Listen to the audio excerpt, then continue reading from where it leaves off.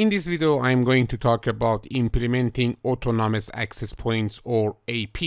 Autonomous APs are commonly used in a small network such as a small office or a remote site. Because the APs are self-contained and self-sufficient, they are fairly easy to set up and configure.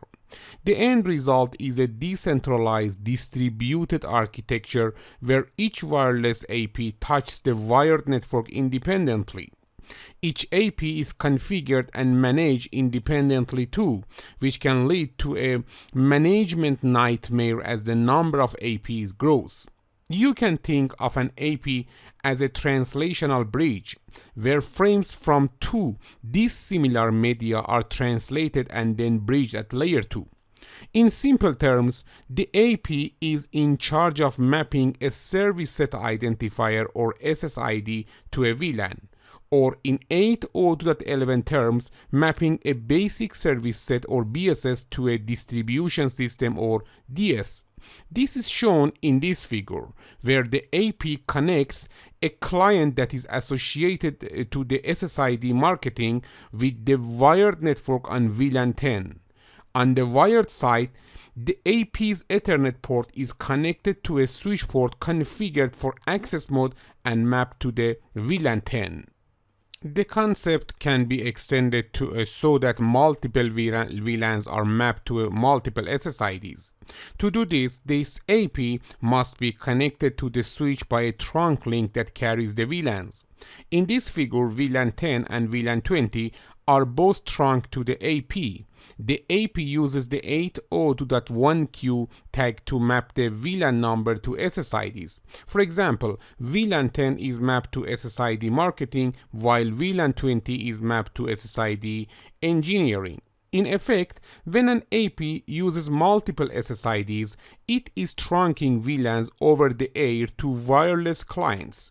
In the 802.11 space, the VLAN tag is replaced by the SSID. The autonomous AP then becomes an extension of an access layer switch because it bridges SSIDs and VLANs right at the access layer. Here, the PC1 is our client and the client associated with the SSID marketing, and when we receive Wi-Fi frame from the PC1 in the AP1, the AP1 should translate the 802.11 frame to 802.3 frame with the tag 10. Actually, it converts the SSID marketing to the VLAN 10.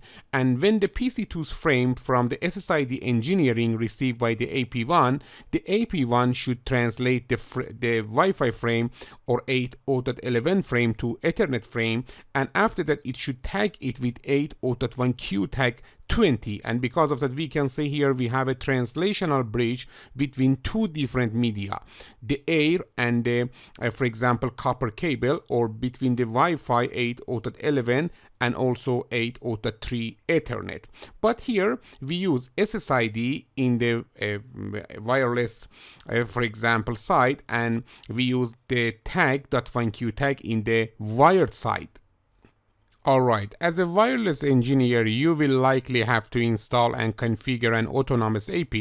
Many Cisco APs can operate in autonomous mode by running an iOS image, much like many other Cisco products. You can configure an AP through any of the following methods.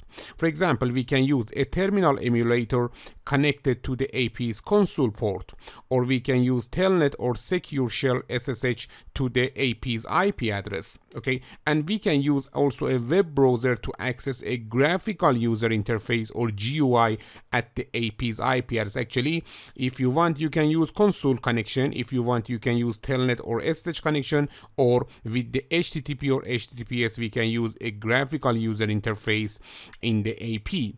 As you will learn in this video, think about the different parameters you might have to configure on an autonomous AP. At a minimum, you would have to configure one or more SSIDs and some wireless security setting. In addition, you would have to set the transmit power level and channel number for each of the AP's radios. Now think about your wireless network as it grows. Manually, configuring a handful of autonomous APs might not be difficult, but working